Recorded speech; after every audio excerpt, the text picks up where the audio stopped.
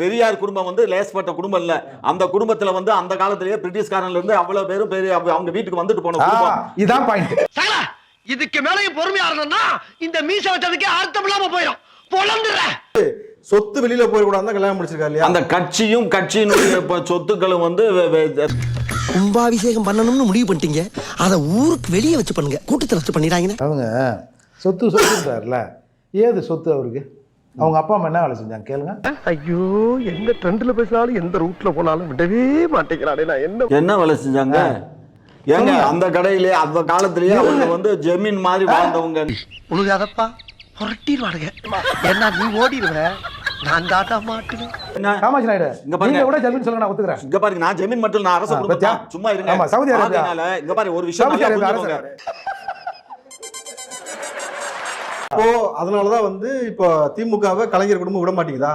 எது சொத்து வெளியில போய் திமுகவே மாறி மாறி கலைஞர் இங்க குடும்பம் பாரு, உனக்கு அவ்வளவுதான். நீ ரொம்ப ஓவரா போயிட்டு இருக்க, ரொம்ப ஓவரா போயிட்டு இருக்க. என் பொறுமைக்கு ஒரு அளவு இருக்கு. உன்னையெல்லாம் இறக்கப்பட்டு விட்டுட்டு இருக்கடா. பெரியாரை பத்தி பேசல, கலைஞர்ட்ட எதுக்கு அங்க தாவன? அவர் மூத்தரத்தை குடிக்கணுமா? கலைஞர் திமுக அப்படி குடிக்கிறீங்களா? நாங்க குடிச்சிட்டு தானே இருக்கோம்.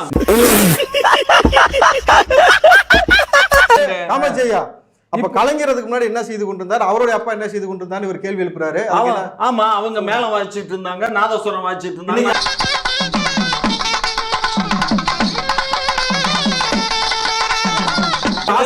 பெரிய பணக்கார குடும்பம். 1952 கார் வாங்கி வச்சிருந்தாரு. 1957 அந்த வீட வாங்கிட்டாரு. என்ன பிச்சை எடுத்துக்கிட்டா இருந்தாரு.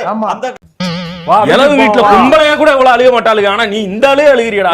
பெரியார் கூட ஏதாவது கையெழுத்து கேட்டா 25 காசு கேட்பாராம. ஏன் இங்க பாரு, சமூக சீர்திருத்தம் ஒரு பேச்சுக்கு அங்க வாங்கி வாங்கினா உடனே வந்து பெரிய கிளப்பலாம். என்னப்பா நியாயம்?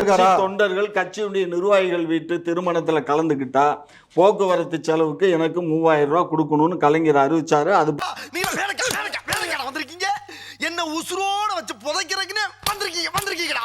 பெரியார் உங்களுக்கு கத்து கொடுத்தது சொந்த கட்சிக்காரண்ட காசு வாங்குறது தான். பகுத்தறிவு கத்து கொடுக்கல. சொந்த